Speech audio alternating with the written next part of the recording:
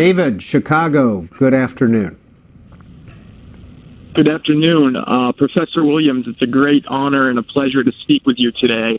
My question is, early in the program, you remarked that you don't see existing inequalities of wealth and income as necessarily problematic. But as libertarians, we also acknowledge that there are several layers of distortions and interventions in the economic system that separate it from being a true free market. So I wondered if you think that existing interventions might be aggravating problems of wealth and inequality, wealth and income inequality. I think that your quote is incorrect, but however, I've argued, and you can look in my books, particularly Race and Economics, I point out that very often the economic game is rigged. It's rigged against people who can be described as latecomers and outsiders. And one example I give is the taxicab industry. That is, what does it take for a person to be able to get into business, become an owner-operator of a taxi? Well, and maybe make $50,000 a year. Well, it doesn't take a whole lot of capital. You get a used car, and you get some insurance, and you learn the city streets. But it turns out, in New York City, for example, the license to own and operate one taxi costs $700,000. That was as of last year. And in Boston, $400,000. In Chicago, $300,000. Miami, around $400,000 or $500,000. So what is the effect of these licensing regulations? Well, they tend to keep people out of the taxicab business who don't have $700,000 lying around, or who don't have bank credit to get such a loan.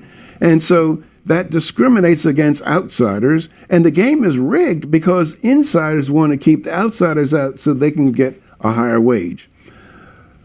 Another law that discriminates against people moving up to the mainstream American society is the minimum wage law. And so a lot of Americans, matter of fact, most Americans support the minimum wage law, and they support it out of the intentions because it has very good intentions. But when you look at a law, we shouldn't ask what are the intentions. We should ask what are the effects of such a law. And you see the effects of a minimum wage, let's say, of $7 an hour. If you say, well, look, put yourself in the place of an employer, and you must pay $7 an hour to no matter whom you hire. Actually, it costs you more than that because they're mandated fringes. But for sake of argument, let's take with $7.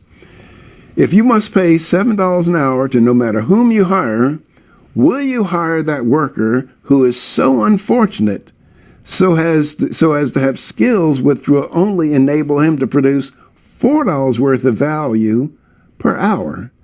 Most employers would see that as a losing economic proposition. That is, pay somebody $7 an hour when that somebody can only produce $4 worth of value. So the minimum wage discriminates against the employment of low-skilled workers. And who are the low-skilled workers in our society? Well, for the most part, they're teenagers. And their teenagers have low skill because they lack the maturity and the experience and other attributes of adults. Among the teenagers are black teenagers who not only share the handicaps of teenagers in general, but they share the additional handicaps of living in rotten neighborhoods, going to rotten schools. So what the minimum wage law does, it cuts off the bottom rungs of the economic ladder, because if you could pay a person $4 an hour, at least he'll be working and gaining some experience, and later on be ultimately worth $7, $8, $9 an hour. But the minimum wage cuts off the bottom rungs of the economic ladder. I've written about the Davis-Bacon Act, which is a super minimum wage law that restricts employment for blacks and restricts that discriminates against non-union labor.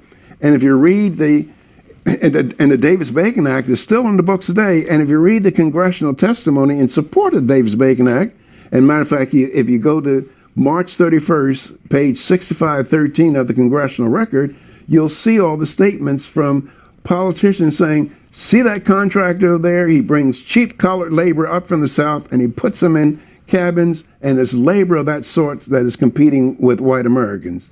In my book, In South Africa's War Against Capitalism, racist unions in South Africa were the major supporters of minimum wage laws for blacks.